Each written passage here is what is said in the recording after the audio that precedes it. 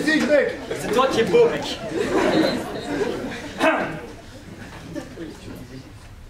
Malheur aux vaincus.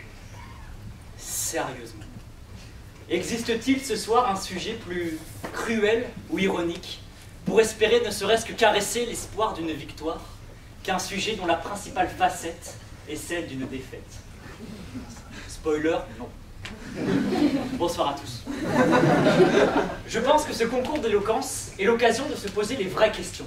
Les bonnes questions, les questions de fond, les questions qui comptent, les questions qui ne nous fissureront pas, mais qui au contraire nous rassembleront.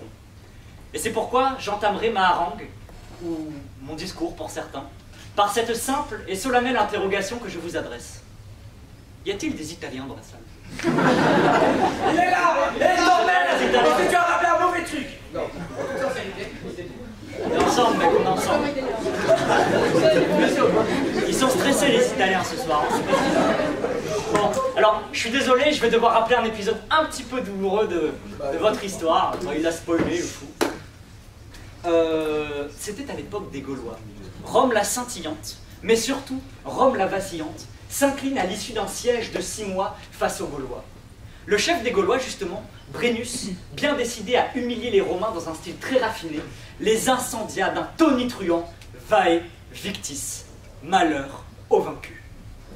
Et si je le voulais, les Italiens étant particulièrement agaçants footballistiquement parlant, je pourrais insister, dire que vraiment, ils sont misérables. Enfin, les Italiens, les Romains, bon, qu'ils sont misérables, qu'ils ont perdu, qu'ils sont mauvais.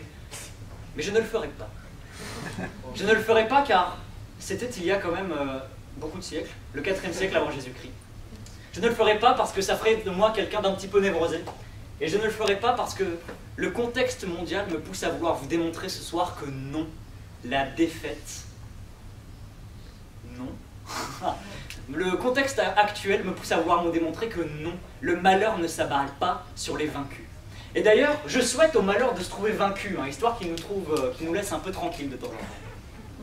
Commençons avec une idée toute simple, une idée toute bête. Imaginez que toutes les personnes qui ont un jour perdu, qui ont un jour été vaincues, soient transformées en étoiles et envoyées dans la galaxie des perdants, ou la galaxie des losers, la constellation, on s'en fout, on invente. Imaginez ça, avec le nombre de personnes qui ont perdu depuis la création, qui ont été vaincues, on pourrait créer un univers sans limite, une sorte de... On pourrait faire un voyage de Gulliver en orbite.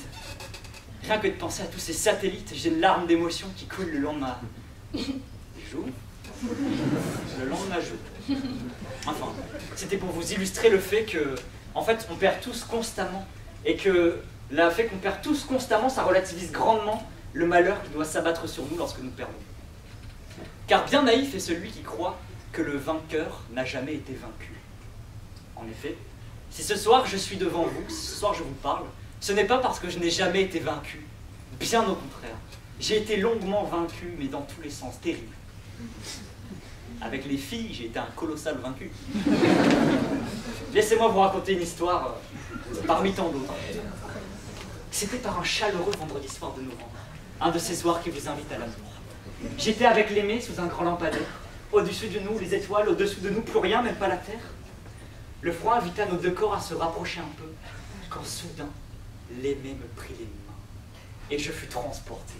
Le toucher satiné de sa peau chantonna sur mon âme. Sa voix me rendit muet le chant des oiseaux et mon cœur qui se pâme. Mon cœur d'enfant bondit dans ma poitrine. J'approchai mes lèvres des siennes, et n'ayant jamais connu que l'amour maternel, comment aurais-je pu imaginer un seul instant qu'à la place de ses lèvres sur les miennes, c'est son immense main de bûcheron qui va cueillir d'un jour.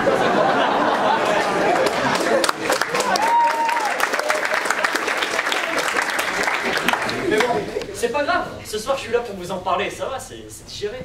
L'important c'est de se relever, c'est pas de rester vaincu. J'ai appris, je me suis construit, je me suis relevé, et c'est ça l'important, c'est ça le principal.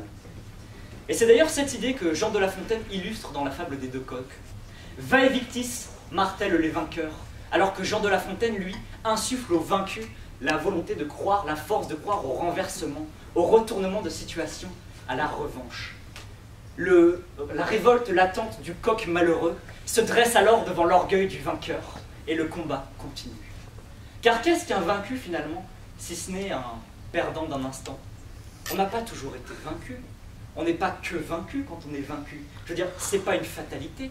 on a été vainqueur par le passé, et peut-être que si on se reprend, on peut à nouveau être vainqueur. En fait, il faut trouver la capacité de faire quelque chose avec ce que la vie a fait de nous. Ouvrons ainsi une possibilité à la victoire et à la revanche. Et c'est à l'aune du coq du fabuliste qui, je cite, aiguisait son bec, battait l'air et les vents, s'exerçant contre les vents, que le malheureux vaincu devient le bienheureux victorieux, dépassant ainsi tous les antagonismes et toutes les limites que se fixe la société et l'esprit. J'aimerais pour finir m'adresser aux malheureux vaincus, aux amis de la défaite, aux réduits, aux dépouillés qui sont semblables à de la vermine, à celles et ceux que l'on nomme charognes de la société, à celles et ceux qui, vaincus injustement, portent le ferment de la pourriture de l'humanité. J'aimerais leur dire que la révolte débute dès lors que le peuple, dès lors que les autres, dès lors que celles que Zola appelait les nanas, dès lors que tous ces gens-là décident de prendre les mots pour armes pour se battre. La révolte débute dès lors que le langage s'engage du côté de ceux qui subissent l'histoire. Alors, que nous reste-t-il à faire à nous, les vaincus, les gens comme moi, mais aussi sûrement les gens comme vous? Fuir les commères et leur fausseté, fendre la mort frêle pour voir la fausse terre, et quand la fausse tait, pleurer le fait que les héros se terrent, et les frères morts dans une guerre en crime. La fin de mon discours me cueille déjà, mais amène avec elle l'assurance d'un lendemain radieux. Les amis, on ne sera sûrement pas des grands hommes, mais ces années de défaite nous ont promis qu'on pouvait être heureux.